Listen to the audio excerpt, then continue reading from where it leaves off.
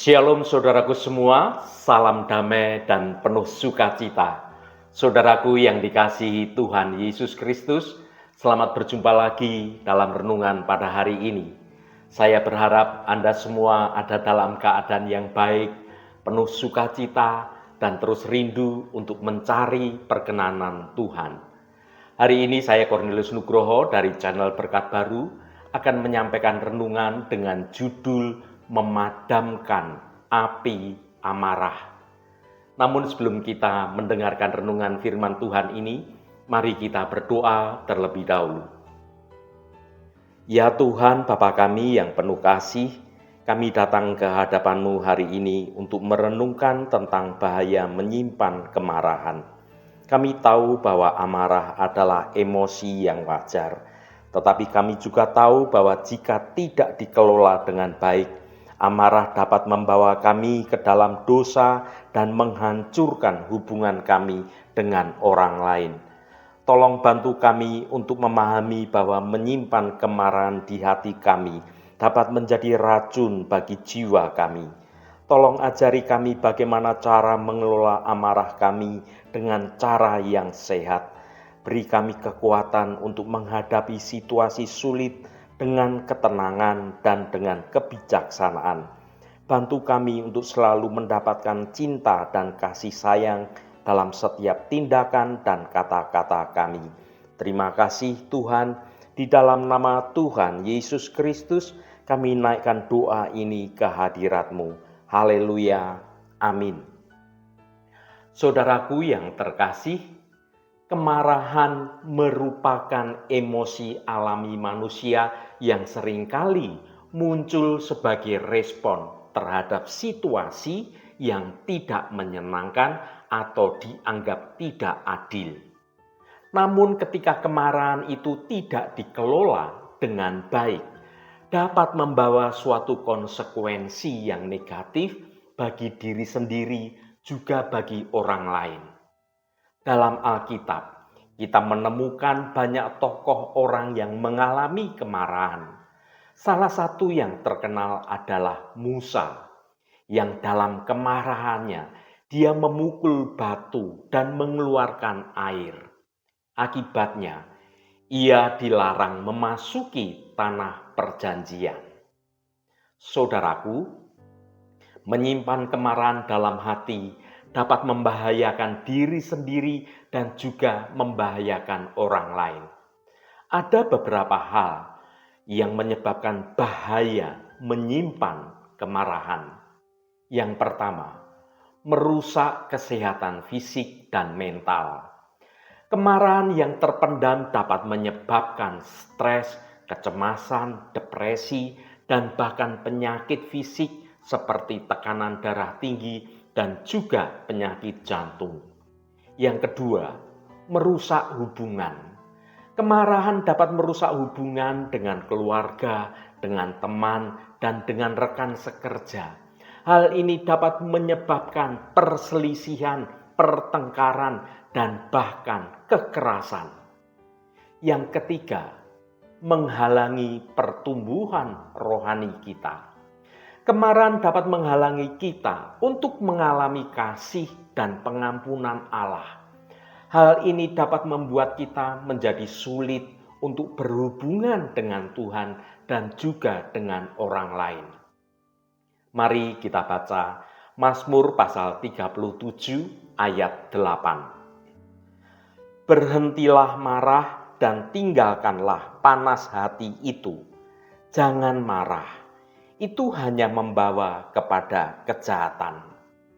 Saudaraku, Mazmur pasal 37 ayat 8 bagaikan mata air yang menyejukkan di tengah keringnya padang gurun amarah yang terjadi pada seseorang. Pemazmur dengan bijaksana mengingatkan kita untuk melepaskan diri dari jeratan amarah dan panas hati, karena hanya akan menuntun kita ke jalan kejahatan. Mari kita gali lebih dalam lagi makna dari ayat ini. Yang pertama, frasa yang berkata, berhentilah marah dan tinggalkanlah panas hati itu. Amarah bagaikan api yang membakar. Ia dapat menghanguskan ketenangan, mengaburkan logika, dan mendorong kita dalam tindakan yang tidak terkendali. Pemazmur mengajak kita untuk memadamkan api kemarahan ini dengan memilih untuk menjadi tenang, menjadi sabar. Yang kedua, frasa yang berkata, "Jangan marah, itu hanya membawa kepada kejahatan." Amarah itu bagaikan racun yang merusak. Ia dapat menjerumuskan kita ke dalam dosa, menghancurkan suatu hubungan, dan menghambat suatu rasa kebahagiaan dan sukacita. Pemazmur mengingatkan kita bahwa konsekuensi amarah itu jauh lebih buruk daripada manfaatnya ketika marah. Ya saudaraku, di tengah situasi yang penuh tekanan dan ketidakadilan terjadi pada banyak hal, mudah bagi kita untuk tergoda dan menjadi marah. Namun Mazmur pasal 37 ayat 8 yang sudah kita baca mengingatkan kita bahwa kemarahan itu bukanlah solusi untuk menghadapi persoalan atau masalah yang sedang terjadi. Saudaraku yang dikasihi Tuhan, menyimpan kemarahan dalam hidup kita, maka perkara ini akan menghilangkan sukacita dan damai sejahtera dalam hidup ini. Sedangkan telinga kita pasti tidak asing dengan ayat firman Tuhan yang berkata, "Hati yang gembira adalah obat yang manjur." Mari kita baca Amsal pasal 17 ayat 22. Hati yang gembira adalah obat yang manjur, tetapi semangat yang patah mengeringkan tulang. Saudaraku, ayat ini mengingatkan kita bahwa kemarahan dapat menggerogoti kesehatan fisik dan juga mental seseorang, sedangkan sukacita memiliki efek penyembuhan yang luar biasa. Bagaimana mungkin hati yang gembira dapat mengatasi kemarahan? Karena sukacita sejati itu meluap dan berasal dari dalam hati kita. Sukacita yang dimaksud di sini bukan sekedar kita tertawa gembira dan senyum sesaat, melainkan sebuah kepuasan hati dan damai sejahtera yang berasal dari hubungan dengan Tuhan. Ketika kita bersandar pada kasih dan pada anugerah-Nya, hati kita ini dipenuhi rasa syukur dan juga pengharapan, sehingga lebih mudah menanggapi situasi dengan tenang dan sabar, bahkan saat menghadapi kemarahan sekalipun. Jelas sekali bahwa hati yang gembira adalah obat terbaik, sedangkan emosi atau amarah yang meluap-luap justru akan dapat mendatangkan sakit penyakit, baik itu untuk jasmani kita, juga untuk rohani kita. Karena itu saudaraku, buanglah semua rasa geram dan amarah yang berkepanjangan. Mari kita baca Amsal 15 ayat 13. Hati yang gembira membuat muka berseri-seri, tetapi kepedihan hati mematahkan semangat. Saudaraku, ayat ini mengatakan bahwa hati yang gembira membuat muka berseri-seri. Ketika hati kita penuh sukacita, hal itu memancar melalui wajah dan sikap kita. Kita menjadi lebih positif, lebih optimis, dan penuh dengan semangat. Kita juga lebih mudah untuk tersenyum dan tertawa, dan kita membawa sukacita bagi orang-orang yang ada di sekitar kita. Di sisi lain, kepedihan hati dapat mematahkan semangat, Ketika kita diliputi kesedihan, kekecewaan, atau kemarahan, hal itu dapat menguras energi dan membuat kita sulit untuk menjalani hidup dengan penuh sukacita. Kita menjadi mudah putus asa, kehilangan motivasi, dan kita mudah menjadi menyendiri, menarik diri dari orang lain. Saudaraku yang diberkati Tuhan, berbagai penelitian menyatakan ada hubungannya antara perilaku temperamental seseorang dengan tingginya kasus jantung koroner, hipertensi, stroke, dan lain sebagainya. Penelitian ini menunjukkan pula bahwa amarah itu mempengaruhi proses penyembuhan suatu penyakit. Suatu penyakit akan sulit disembuhkan ketika orang itu menyimpan api kemarahan dalam hidupnya.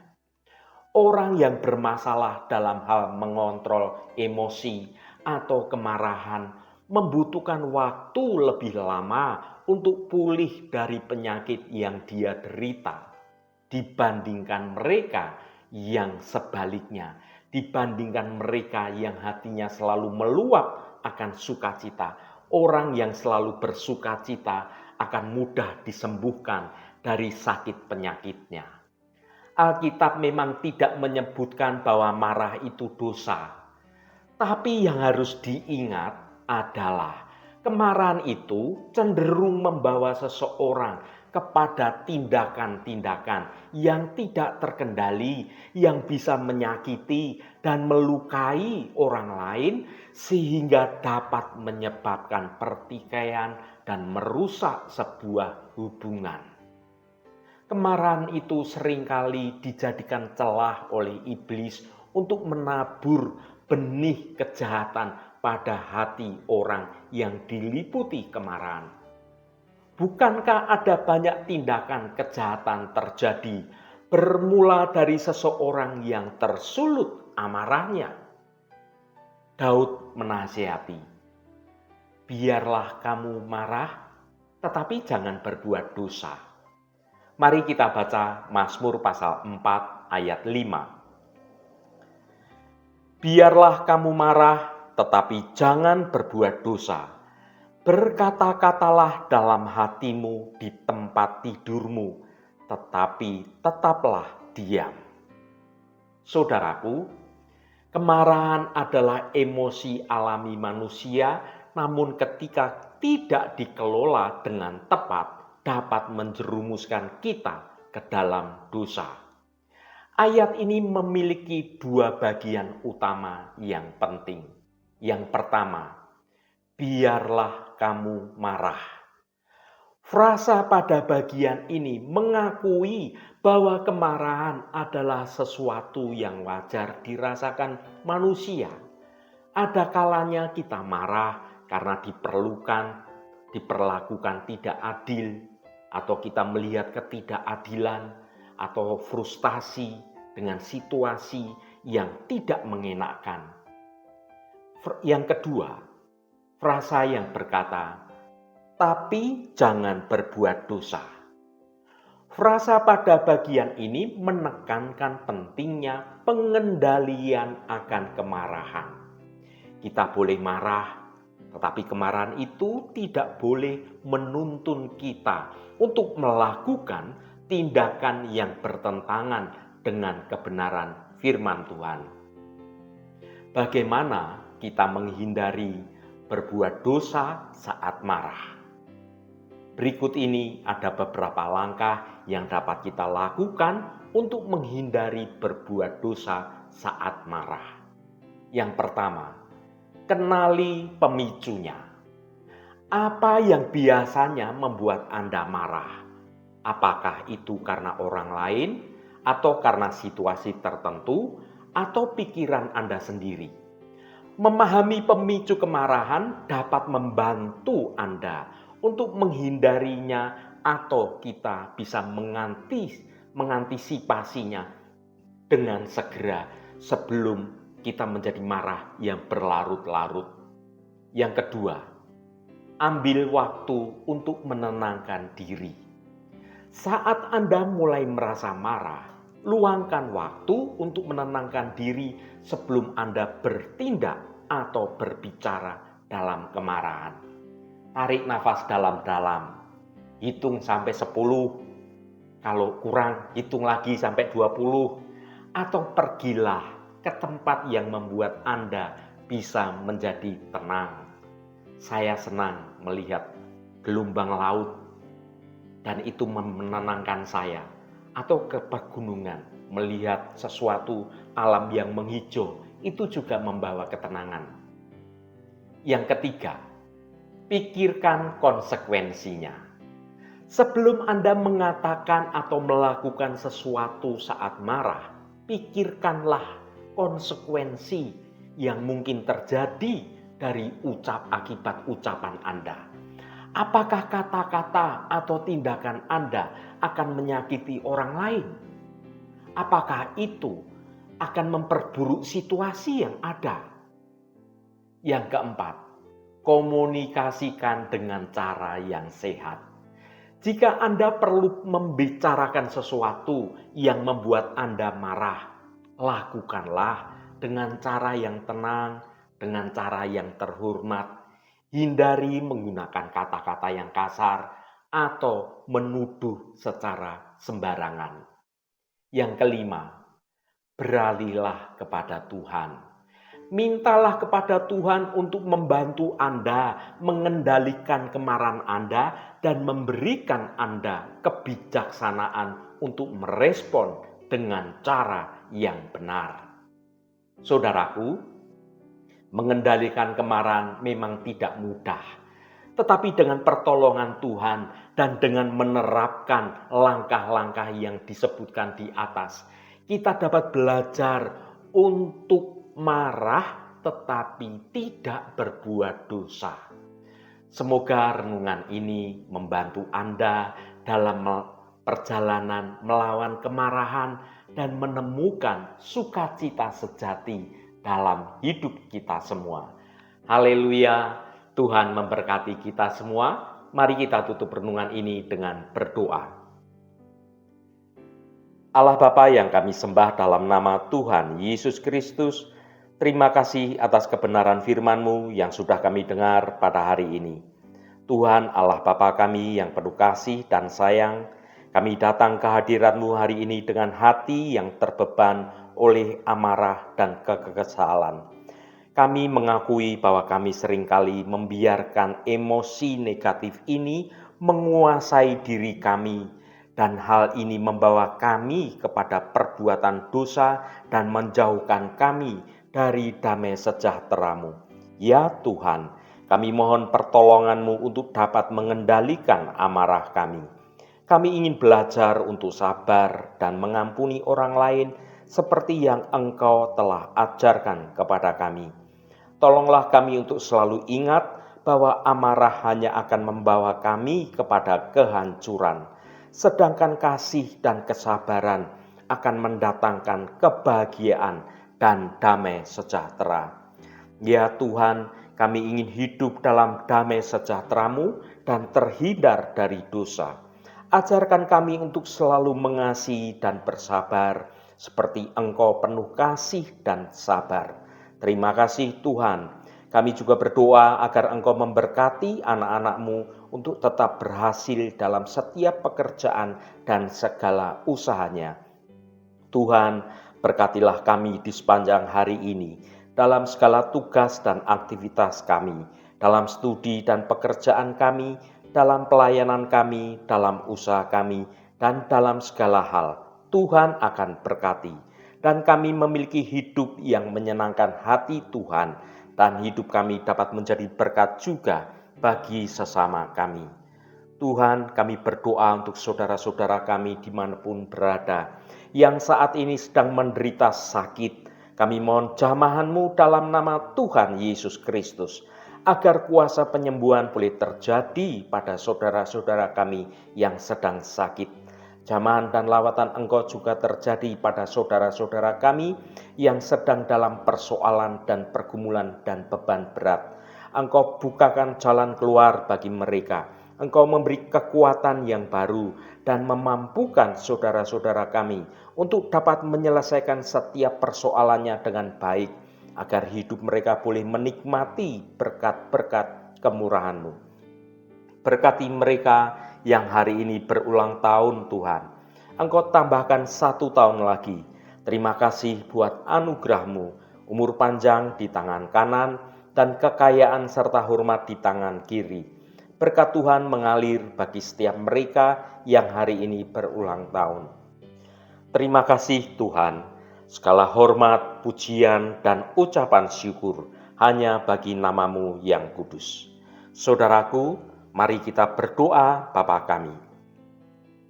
Bapa kami yang ada di surga, dikuduskanlah nama-Mu, datanglah kerajaan-Mu, jadilah kehendak-Mu di bumi seperti di surga. Berikanlah kami pada hari ini makanan kami yang secukupnya, dan ampunilah kami akan kesalahan kami, seperti kami juga mengampuni orang yang bersalah kepada kami. Dan janganlah membawa kami ke dalam pencobaan, tetapi lepaskanlah kami daripada yang jahat. Karena Engkaulah yang empunya kerajaan dan kuasa dan kemuliaan sampai selama-lamanya. Saudaraku, bukalah hatimu dan tengadakan tanganmu. Terimalah berkat Tuhan. Tuhan memberkati engkau dan melindungi engkau. Tuhan menyinari engkau dengan wajah-Nya dan memberikan kasih karunia. Tuhan menghadapkan wajah-Nya kepadamu dan memberikan damai sejahtera. Berkat anugerah dari Bapa Surgawi, cinta kasih karunia dari Tuhan Yesus Kristus, dalam persekutuan dan penghiburan Roh Kudus, menyertai kita semua sekarang ini dan sampai selama-lamanya. Dalam berkat Tuhan Yesus Kristus, haleluya, amin. Puji Tuhan, saudaraku semua, saya percaya firman Tuhan hari ini sudah menjadi berkat yang akan menuntun hidup kita semua. Roh Kudus senantiasa menolongmu dan menuntunmu hidup dalam jalan kebenaran Tuhan.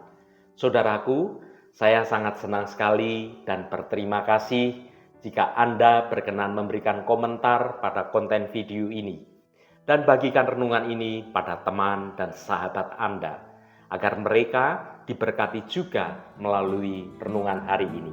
Terima kasih saudaraku, sampai bertemu kembali. Shalom, Tuhan memberkati.